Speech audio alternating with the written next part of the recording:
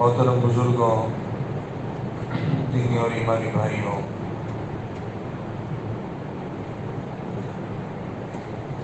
دنیا میں آسمان سے لے کر زمین تک جو کچھ نظر آتا ہے وہ آثار ہیں، دکھنے والی چیزیں جو ظاہری حقیقتیں ہیں وہ اس کے پیچھے چھپی ہوئی ان صفات اور حکمتوں کی نشاندہی کر رہی ہیں جو اس کے بنانے والے کے اندر ہے۔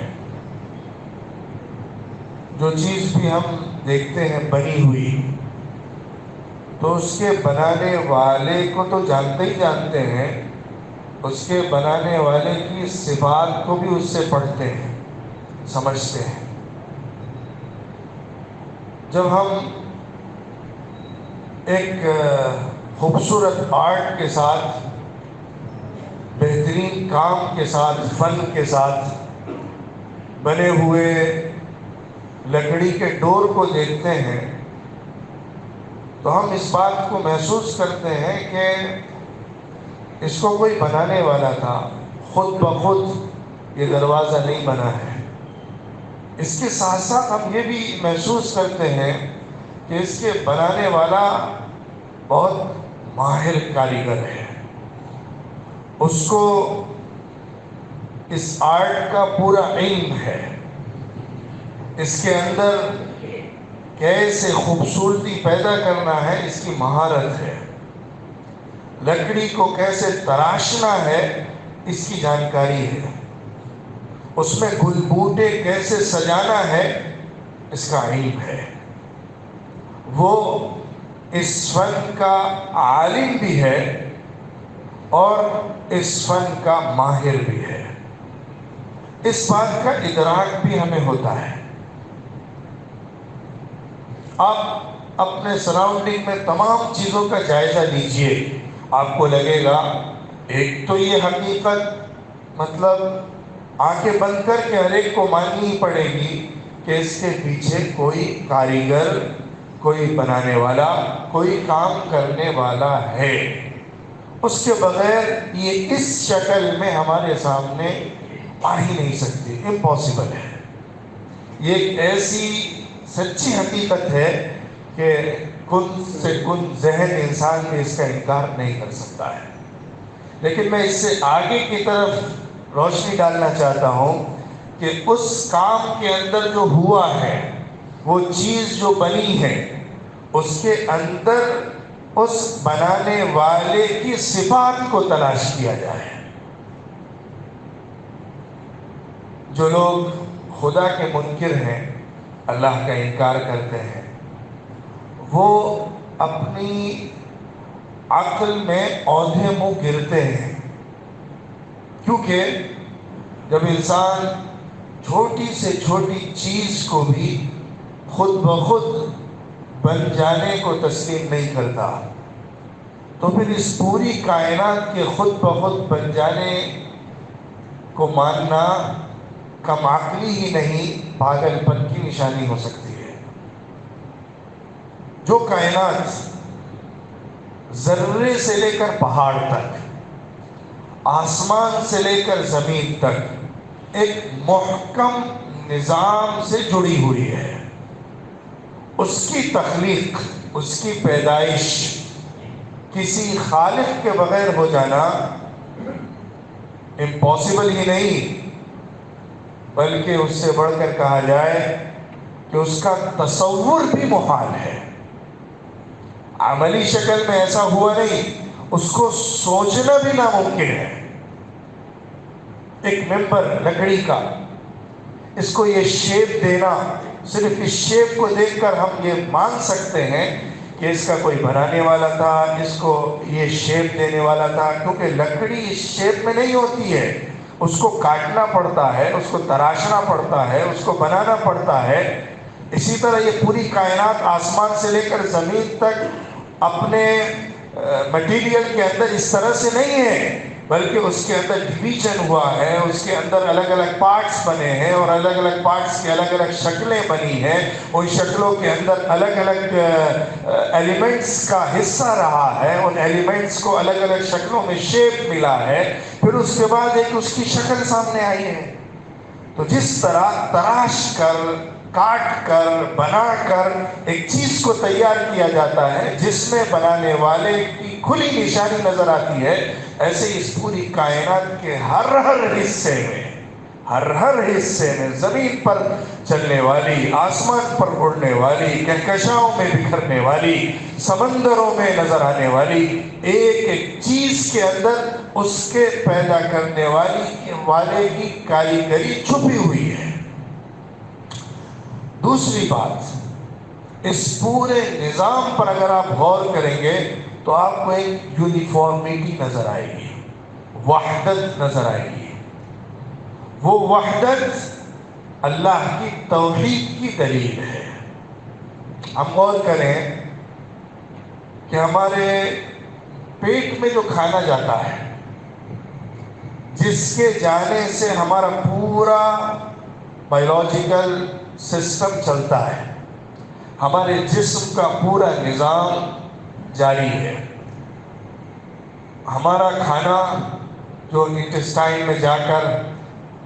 پھر اس کے بعد ڈائجسٹ ہو کر بلڈ بن کے اور باہر کی لینے والی ہوا آکسیجن کے ملاپ کے ساتھ جسم کے پورے حصے میں پھیلتا ہے، انرجی پرووائڈ کرتا ہے، ہمارے جسم کو چلاتا ہے، اور ہم زندگی کا لطف لیتے ہیں۔ یہ پورا کا پورا ڈیپینڈ ہوتا ہے ہماری غذا کے اوپر، اور غذا ڈیپینڈ ہوتی ہے زمین کی کھیتی کے اوپر۔ چاہے ہم گوشت کو کھائیں تو وہ گوشت بھی زندہ ہے زمین کے غلے اور زمین کی لہلہاتی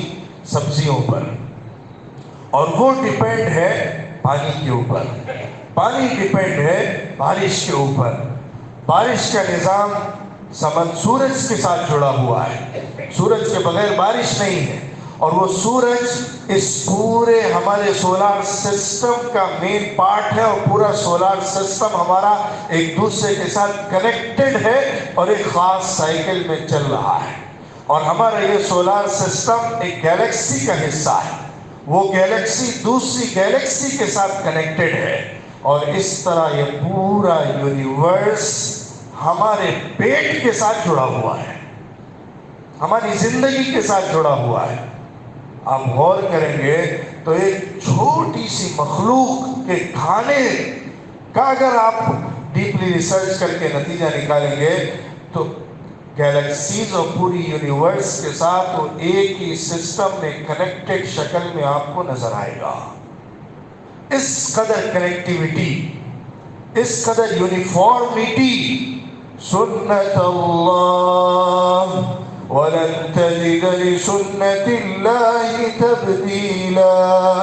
یہ اللہ کی سنت ہے، اللہ کا سسٹم ہے، اللہ کا تکوینی نظام ہے، اس میں تبدیلیاں نہیں ہوا کرتی ہیں۔ اسی حقیقت کو اللہ رب العزت نے سورہ مؤمنون میں اس طرح ذکر فرمایا، مَا اتَّخَذَ اللَّهُ مِن وَلَدٍ، اللہ نے کسی کو اپنا بیٹا نہیں بنایا، وَمَا كَانَ مَعَهُ مِنْ إِلَٰهٍ، اس کے ساتھ اس کے علاوہ کوئی عبادت کے لائق نہیں ہے، کوئی معبود نہیں ہے۔ إِذًا لَذَهَبَ كُلُّ إِلَٰهٍ بِمَا خَلَقَ، اگر اس کے ساتھ کوئی بھی معبود ہوتا، عبادت کے لائق ہوتا، عبادت کے لائق وہی ہوتا جو خالق ہوتا، جو پیدا کرنے والا ہوتا، جو رب اور مالک ہوتا، تو اگر عبادت کے لائق کوئی ہوتا تو وہ اپنی پیدا کی ہوئی مخلوق کو لے کر الگ ہو جاتا، اور کچھ معبود دوسرے معبود پر غالب آ جاتے۔ یہ ایک لاجیکل بات ہے کہ اگر کئی خالق کائنات کے ہوتے، الگ الگ حصوں کے یا الگ الگ سسٹم کے، بارش کے الگ، آسمان کے الگ، کھیتی اور زمین کے الگ، سب کے اگر الگ الگ معبود ہوتے، جیسا کہ مشرکانہ تصور ہوتا ہے، اس میں تمام معبودوں کو ایک طریقے پر نہیں رکھا جاتا ہے بلکہ سب کو الگ الگ ذمہ داریاں سونپی جاتی ہیں، تو اگر اس کائنات کے اندر اللہ کے علاوہ دوسرا معبود اس کے ساتھ میں ہوتا تو پھر وہ اپنی مخلوق کو لے کر الگ ہوتا، وہ اپنا سسٹم، اپنا نظام، اپنا رول اپنی مخلوق پر چلاتا، تو پھر کلیشز ہوتے، اس کلیشز کی وجہ سے ایک دوسرے پر غالب آتا اور لڑائیاں اور جھگڑے ہوتے، تو پھر یہ کائنات کہاں بچتی۔ ہم نے اس بات کو کھلے طور پر سمجھ لیا کہ اس کے اندر ایک یونیفارمٹی ہے، اس یونیفارمٹی کو اگر برقرار نہ رکھا جائے، اگر ایک ذرہ بھی ادھر سے ادھر ہو جائے، ہمارا جو سائیکل ہے، جو سرکل ہے، اگر اس فلکی نظام کے اندر اس میں کچھ آگے پیچھے ہو جائے، کچھ کمی بیشی ہو جائے، تو پورا سسٹم کولیپس کر سکتا ہے، لامحالہ کر جائے گا۔ اگر ذرا سی بھی کچھ اپنے سائیکل سے وہ نکل جائے تو پھر وہ صرف اپنے کو برباد نہیں کرے گا بلکہ پورے سسٹم اور پوری گیلیکسی تباہ ہو جائے گی، اور اس کے نتیجے میں کائنات درہم برہم ہو جائے گی۔ تو اس پورے سسٹم کو برقرار رکھنا، بنانا، یہ تو کھلے طور پر ہر کم عقل انسان بھی کہے گا کہ اس کو بنانے والا ہے، لیکن اس کو چلانے والا بھی ہے، اس کو چلانے والا بھی ہے، اور اس چلانے والے کی صفات علم ہے، حکمت ہے، قوت ہے، تدبیر ہے۔ یہ وہ صفات ہیں جو اللہ کی ہر مخلوق سے سمجھ میں آتی ہے، لیکن سب سے بڑی بات، اللہ کی تمام مخلوقات کے اندر جو اس نے پرفیکشن رکھا ہے تخلیق کی عمل کے اندر، وہ اللہ کے کمپلیٹ اور پرفیکٹ ہونے کو بتاتا ہے۔ یہ پورا سسٹم اس کی منشا کے مطابق بنا ہے اور چل رہا ہے اپنی صحیح شکل میں۔ یہ اس خالق کی صفت حکمت، صفت علم، صفت قوت اور صفت تدبیر کو بتاتا ہے، کیسے وہ اس پورے نظام کو چلا رہا ہے، تدبیر کا عمل کر رہا ہے۔ تو اس طرح اگر ہم اللہ کی مخلوقات کے اندر غور کریں گے تو اللہ کو اور خالق کو تو پائیں گے ہی، اس کے ساتھ ساتھ اس کی صفات کو بھی پائیں گے۔ ہم اپنے اندر جو صفات دیکھتے ہیں، جو چھوٹا موٹا علم ہم انسانوں کے پاس ہے، ہمارے اندر جو رحمت کی صفت ہے ایک دوسرے کے لیے، ہم اس بات کو اس کے ذریعے سمجھ سکتے ہیں کہ اس کا پیدا کرنے والا رحیم ہے، اس کا پیدا کرنے والا علیم ہے، کیونکہ جب کسی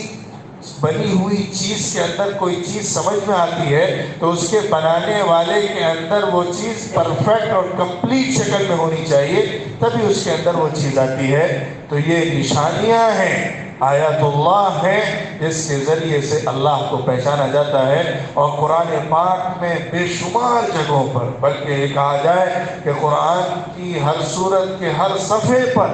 اللہ نے کائنات کی نشانیوں کو کھول کر رکھا ہے کہ تم ان آثار کو دیکھو، ان سائن کو دیکھو، جس کے ذریعے سے تم اللہ کو بھی پاؤ گے اور اللہ کی صفات کو بھی سمجھو گے، اللہ سے تمہارا کنیکشن بن سکے گا، اللہ کو ایک فعال اور